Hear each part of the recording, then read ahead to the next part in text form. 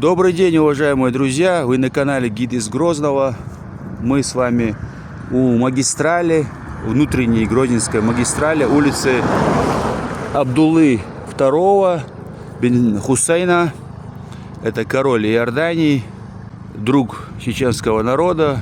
И мы здесь наблюдаем ремонт этой магистрали. Что хочется сказать в плане ремонта данной магистрали. Магистраль является очень важной артерией в Грозном, внутренней среде Грозного.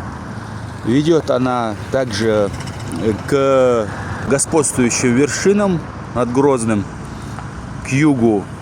Все туристы, горожане, жители республики знают о лестнице в небеса, так называемой. Эта конструкция, находится она на самом пике господствующих вершин Сюркерт. И оттуда открывается великолепная панорама. С большим удовольствием наблюдаю за этим ремонтом, реконструкцией. Очень это кстати. Очень кстати. Будет завершение ремонтных работ. Скорее всего, тоже попробую вам показать, как это все симпатично выглядит.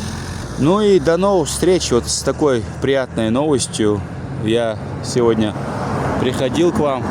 Всем удачи, хорошего дня.